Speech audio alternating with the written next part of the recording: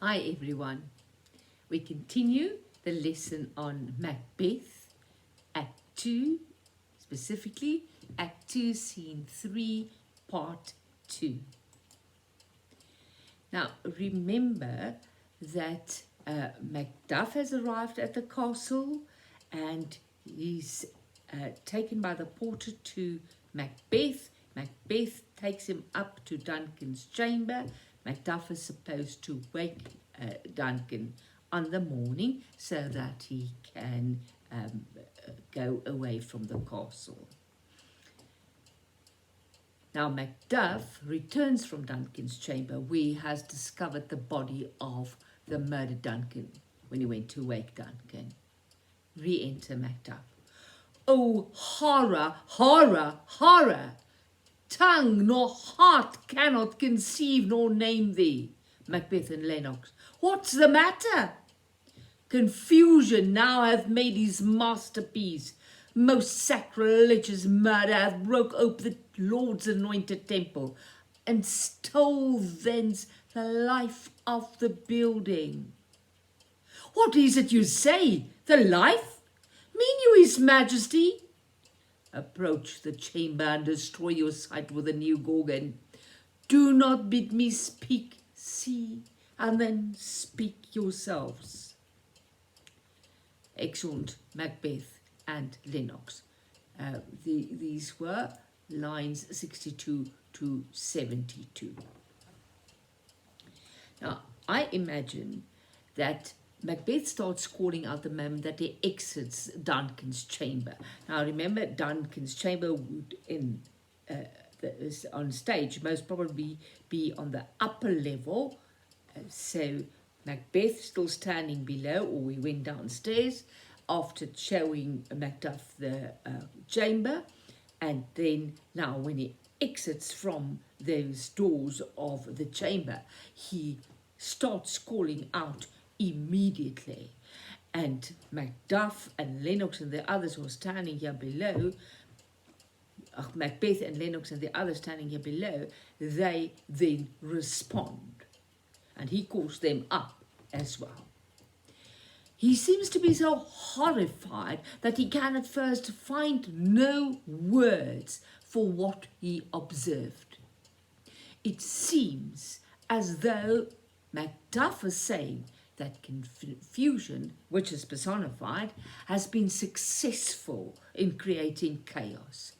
He's calling everyone in the castle, and they appear from their rooms, most of them still dressed in their nightgown. Murder is also personified. Murder committed an act of blasphemy, a sinful, sacrilegious act. Now the word sacrilegious is interesting. It comes from seca, sacred, holy, and legere, to take possession of.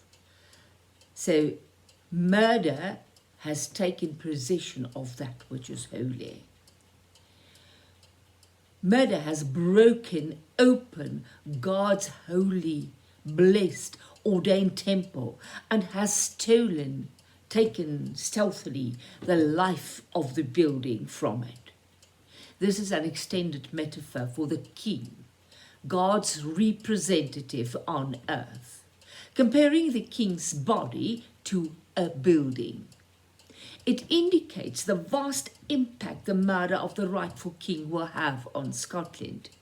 It's a bit of a mixed metaphor, but the king, remember, was anointed to act as or serve as God's representative on earth.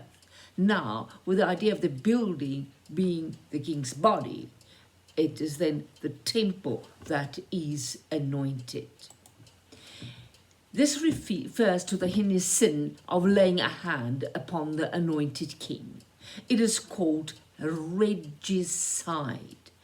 Regi, Latin regis, rex, king, and then the suffix side, which is Latin for killer. Now, a few side words, some of them you may be familiar with. Suicide, killing the self. Homicide, killing a human being. Patricide, killing a father, matricide, killing a mother. Then I do think you know genocide, killing a nation, and I don't think you know this one, fratricide, killing a brother. He also refers here to Gorgon. The most famous of the Greek Gorgons was Medusa. They were monsters that had snakes for hair and could turn anyone that looked at them into stone. Macduff implies that the sight of Duncan's body is so horrible that anyone looking at it will be turned to stone. He doesn't even want to speak about it. He tells them they have to go and make their own observations. Lines 72 to 79. Now please remember to have your text next to you. It's going to be extremely difficult to follow without it. Now Macduff continues to speak. Awake, awake, ring the alarm bell, murder and treason, Banquo and Donalbain, Malcolm, awake, shake off this downy sleep, death's counterfeit, and look on death itself. Up, up and see the great doom's image, Malcolm, Banquo, as from your graves rise up and walk like sprites to countenance this horror. Ring the bell, and then the bell rings. Confusion and alarm seem to reign. Macduff calls on Banquo and Duncan's sons to wake up. They have to shake off soft, downy sleep, which is only an imitation, the counterfeit of death, to observe or countenance the horrific reality.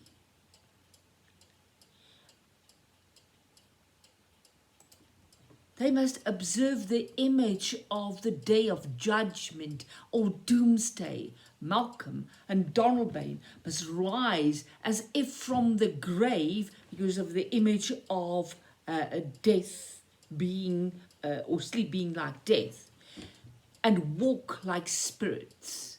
This image could be evoked by the picture of all these people appearing from their rooms in their nightgowns to hear what Macduff has to say.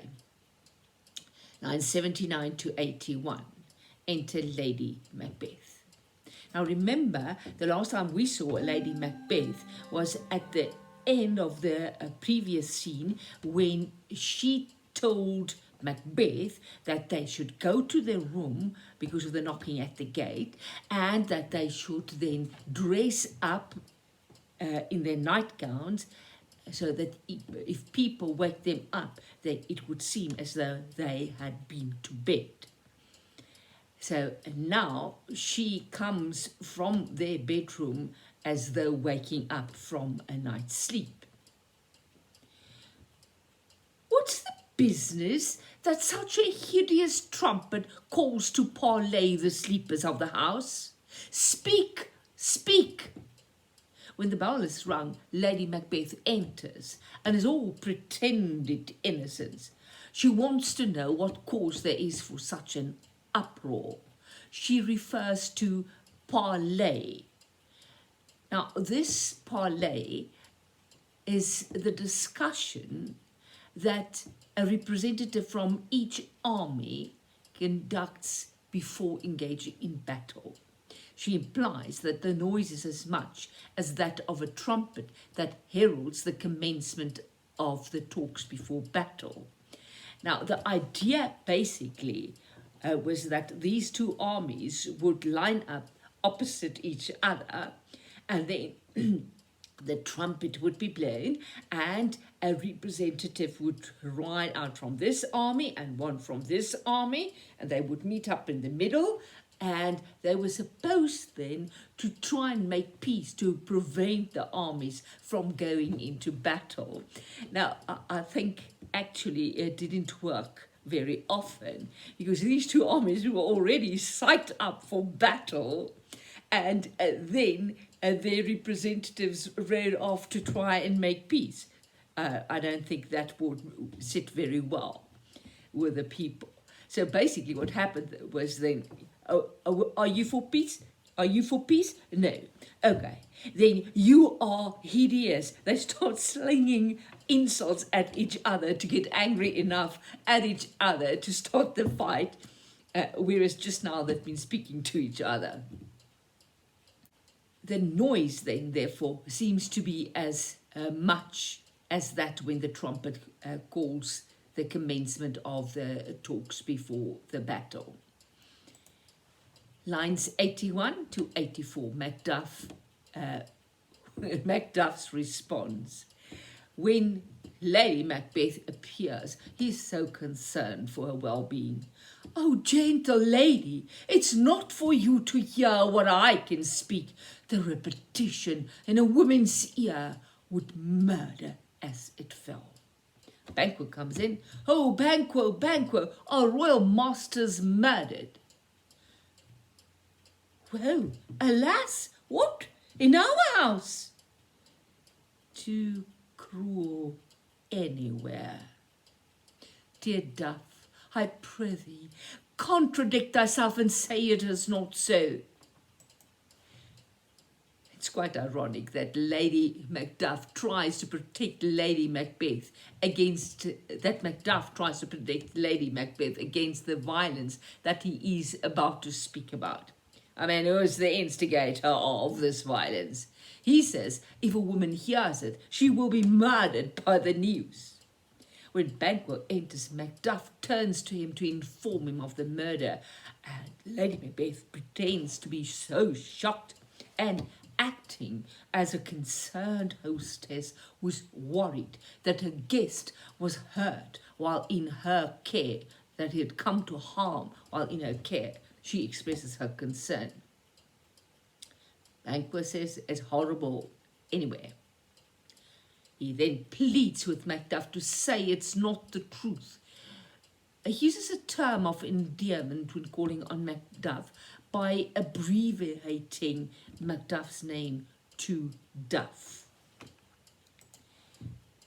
Lines 89 to 94. Now, Macbeth and Lennox coming back from Duncan's room, they're accompanied by Ross. Now look at Macbeth's response. "Had I but died an hour before this chance, I had lived a blessed time. For from this instant, there's nothing serious in mortality. All is but toys. Renown and grace is dead.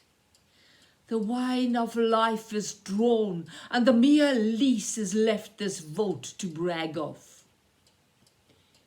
Macbeth puts on a great show of his pretended consternation. He states that if he had lived till an hour before the murder of Duncan, he could have said that he had lived a blessed life. He's actually trying to be very nice about it. He's trying to say that Duncan made his life worthwhile. And now that Duncan is dead, his life is not worthwhile at all. His words are meant to deceive the others. He also expresses his true feelings of dismay. Remember, at this stage, Macbeth is still overwhelmed with guilt at what he has done. But it's also ironic. The best part of his life is indeed over. A time of great victory, a time of a great honor, of great esteem, now comes to an end.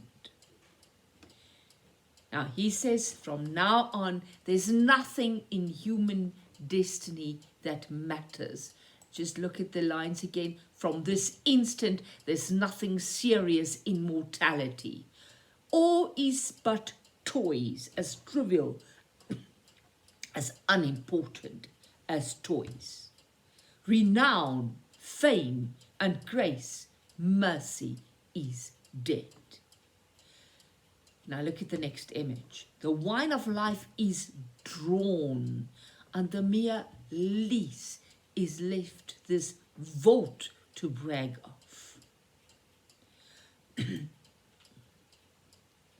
He uses wine as a metaphor for life. In the process of manufacturing wine, the residue, the leftover bits of the grapes, the residue of the grapes that were pressed, and the chemical processes remain behind in the vat. So when the wine is bottled, some of the residue, it's called the lees, may be transferred to the bottle, sinking to the bottom. When the bottle is emptied or drawn, but of course in those days, the wine was drawn from the vat every time, tap. But then these blackish, somewhat bitter bits and pieces will end up in the drinker's mouth. Very unpleasant experience. Therefore, it is, we get that expression, to empty the cup to the lees, to the dregs, to the last leftover bits. He also uses the idea of a vault or burial place. It's a metaphor for life.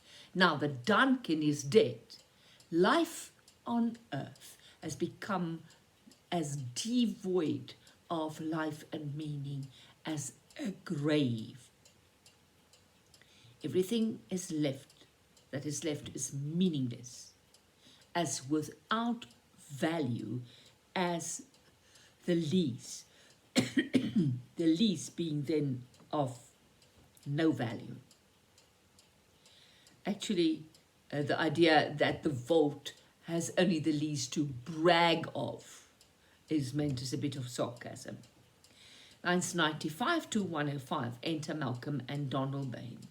Now remember, Malcolm and Donalbain, the king's sons, know nothing what's going on. They hear there's uproar in the house, great noise, and now what's going on? What's amiss? Macbeth responds. You are and do not know it. The spring, the head, the fountain of your blood is stopped. The very source of it is stopped. Macduff, your royal father's murdered. Oh, by whom? Those of his chamber, as it seemed, had done it. Their hands and faces were badged with blood. So were their daggers, which unwiped we found upon their pillows. They stared and were distracted. No man's life was to be trusted with them. So Malcolm asked, what is amiss, what's wrong? Macbeth is the one to answer. But he answers in such a fashion that it's hard to make out what's going on. He states that they are in the wrong, the sons, and do not know it. Duncan is the origin, the start of their lives. He uses a metaphor of a fountain that's welling up from the soil. That's a beginning to represent the role of Duncan in their lives. He's the beginning, the source of their lives. Then Macduff clarifies Macbeth's reply, for Macbeth's reply would seem rather meaningless. Who will make any sense of that if you do not know that he's actually referring to the death of Duncan. Plainly and simply, he states that their father, Duncan, is dead. Malcolm's response, oh, by whom, seems almost devoid of any feeling. Lennox states that it appears that the guards, those of his chamber, did it. He gives a very realistic description of blood. The face of the guards wore a crimson, dark red badge of blood, as though it's a mark of their trade. Now, what would be a mark of the trade of a murderer? Blood. Now, remember the theme of blood. Then he adds that their mental state seems to disqualify them for the job of watching over any person. They were so drugged that you could not entrust the life of any person to them. Lines 102 to 116. Now the reference to the gods. Macbeth says, "Oh, yet I do repent me of my fury that I did kill them." "Wherefore did you so?" "Who can be wise, amazed, temperate and furious, loyal and neutral in a moment? No man. The expedition of my violent love outrun the pauser reason. Here lay Duncan, his silver skin laced with his golden blood, and his gashed stabs looked like a breach in nature, for ruin's wasteful entrance. There the murderers, steeped in the colours of their trade, their daggers unmannerly breached with gore. Who could refrain that had a heart to love, and in that heart courage to make his love known?" So Macbeth confesses that he killed the gods. He pretends to be sorry about being overcome by anger in that instant when he saw them and realized that they had killed Duncan. He makes it seem as an act of loyalty to the king. Macduff is furious. Now, why would he be furious? How do they have to find out what really happened? They could have questioned the gods to get to the truth. But now they cannot anymore. Macbeth becomes quite poetic when thinking of Duncan. He responds with a rhetorical question implying that it was his loyalty that forced him to kill Duncan's killers. He was so overcome by feelings that he did not have any other option than to kill them. He says he felt muddled or amazed, but they expected wisdom of him. He was extremely angry, but they expected him to display moderate feelings. He was overcome by loyalty, really. Look at the dramatic irony. But they expected neutrality. His rash expression, the expedition of his love for Duncan, was faster than his reason. It outran reason, which should have held him back and delayed him. In other words, if he had stopped to think about it a bit, then he would have realized that it would be unwise. He gives a very poetic description of Duncan, which glorifies Duncan, but which sounds unnatural and hypocritical. It is intended to convince everyone of his great love and loyalty towards Duncan, but maybe it raises suspicion. In Shakespeare's own words, "The lady doth protest too much, methinks."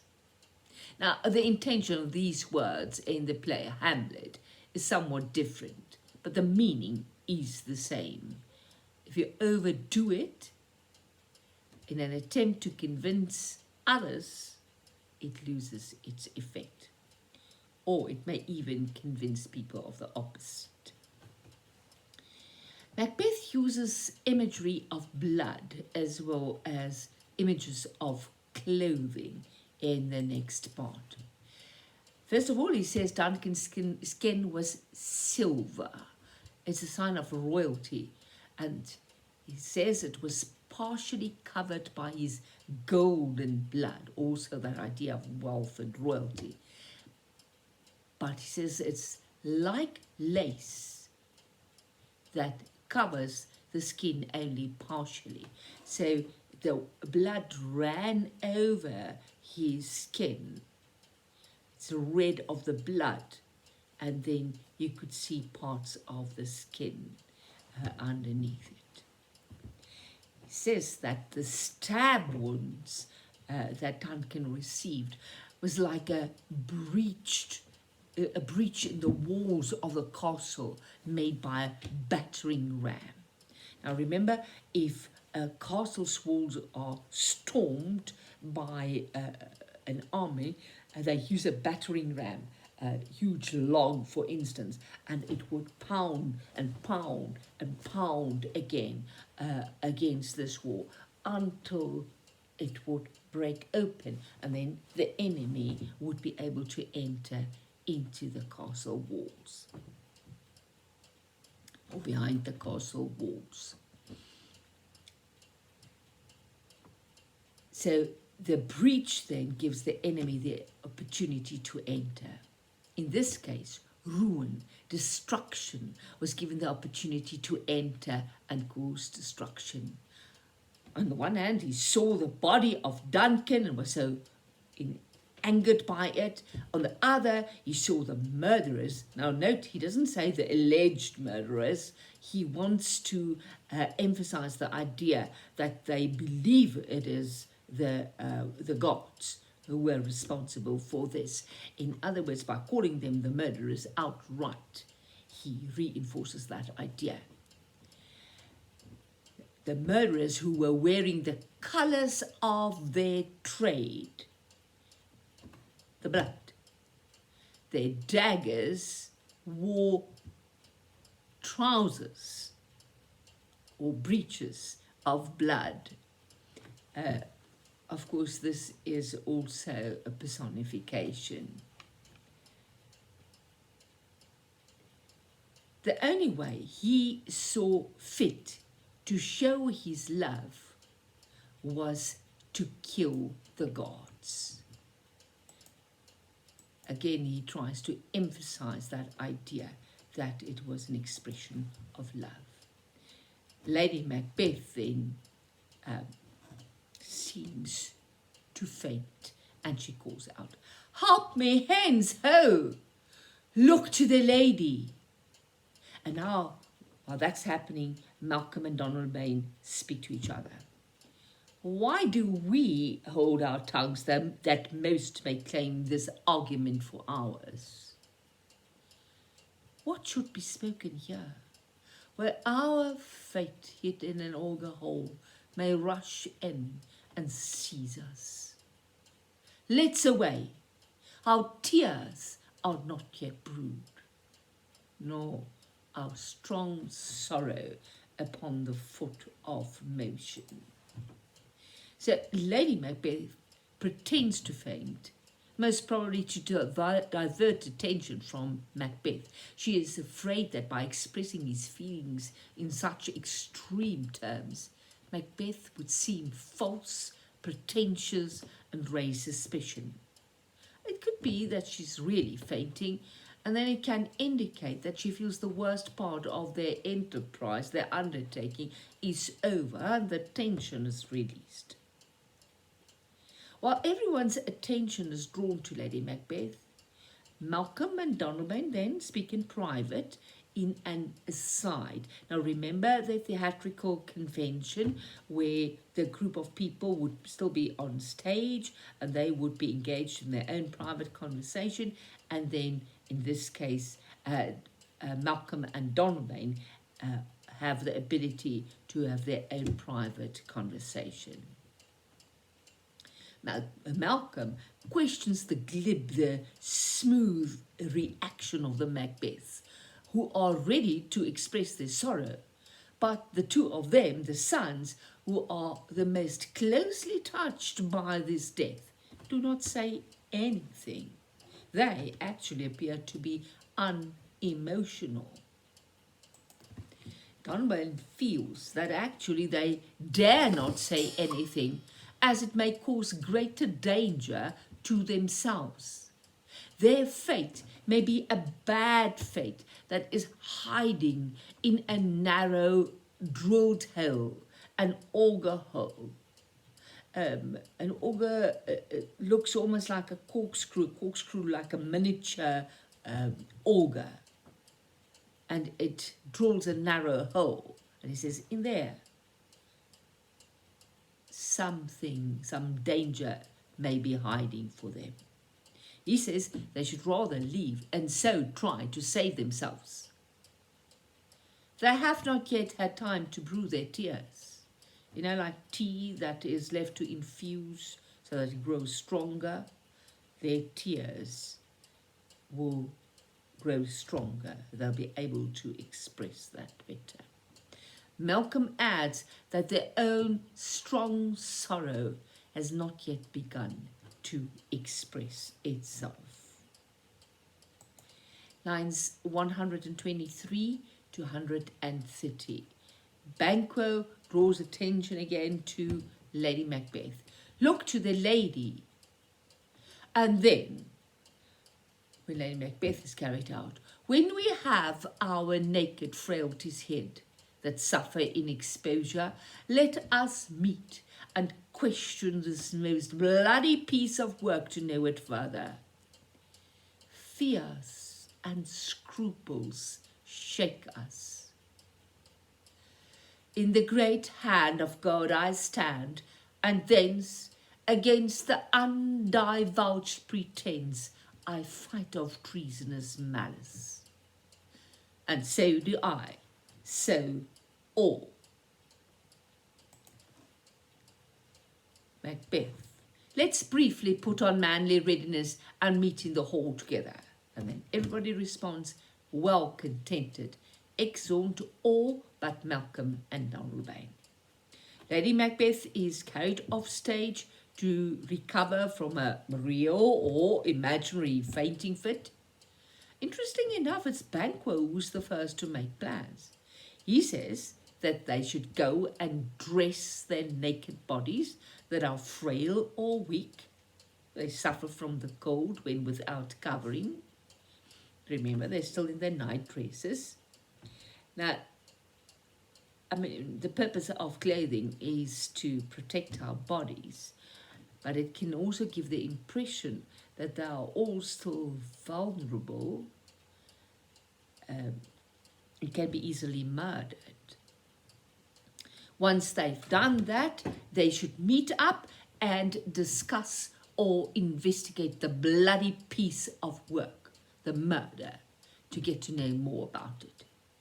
He states that they are worried by fears and doubts that shake them.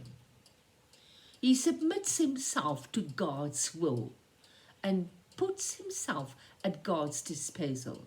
He wants to make a stand with God to fight against unrevealed pretense and ward off traitorous, evil intentions.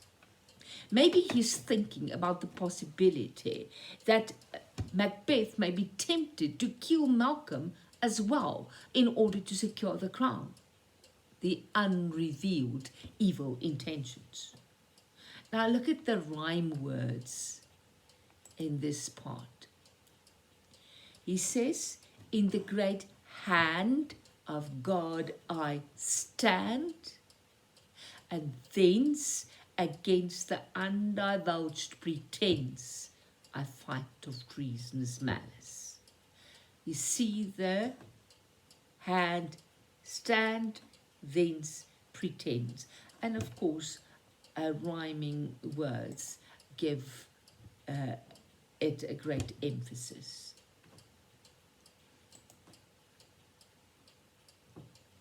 Now, Macbeth chips in too. He says that they should dress in such a fashion that they can be ready to do something about the murder. Maybe in battle dress. Everyone agrees and leaves the stage. Malcolm and Donalbain are left alone on stage. lines 133 to 144. Malcolm, what will you do? Let's not consort with them. To show an unfelt sorrow is an office which the false man doth easy. I'll to England. To Ireland I. Our separated fortunes shall keep us both the safer. Where we are, there's daggers in men's smiles. The near in blood, the nearer bloody. This murderous shaft that shot hath not yet lighted, and our safest way is to avoid the aim. Therefore, to horse, and let us not be dainty of leave-taking, but shift away. There's a warrant in that theft which steals itself when there's no mercy left. And they both leave. Exhort. Malcolm and Donalbain clearly do not feel safe. Malcolm wants to know what Donalbain will do to survive, because that's rather important now. Remember, they are now the next in line to the throne, with Malcolm already having been named the successor. He suggests that they do not keep the company of the others, not consort with them. The word consort as a negative connotation, keeping the company of thieves, of dishonest people, people that you don't want to be associated with. Then his remark, it's easy for false men to display a lot of sorrow if they do not really feel it.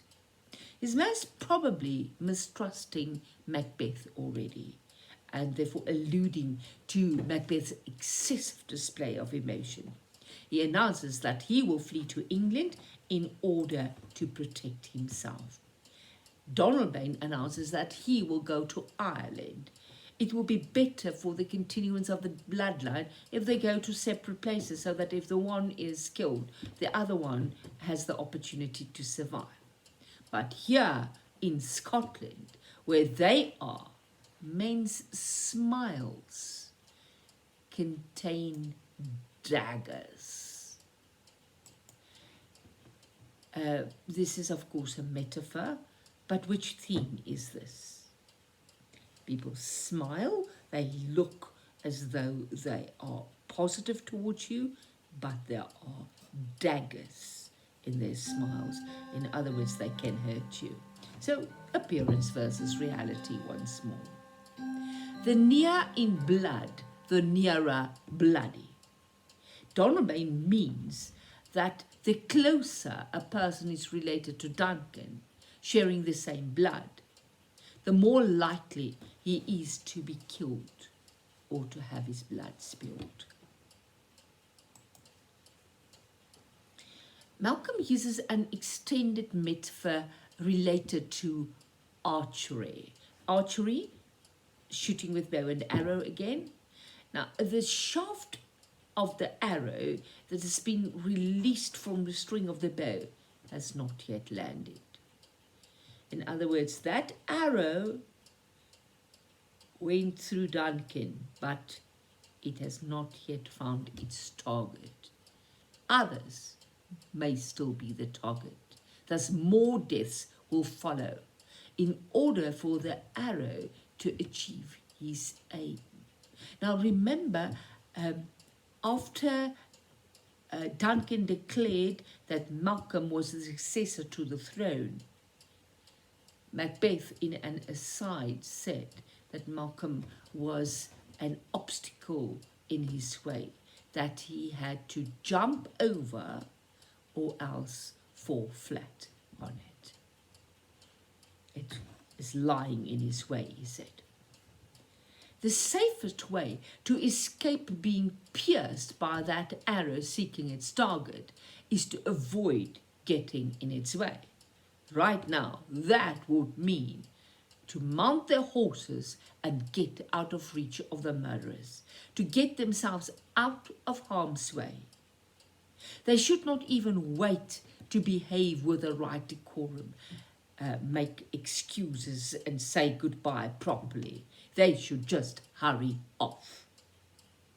It's sometimes justified, warranted, to leave stealthily, to steal away, like theft, when no one has any mercy left. The scene ends on a strong rhyming couplet. There's warrant in that theft which steals itself when there's no mercy left, which, of course, always brings the scene to a strong conclusion. So that's it. Act 2, Scene 3, done and dusted. May you have a wonderful day.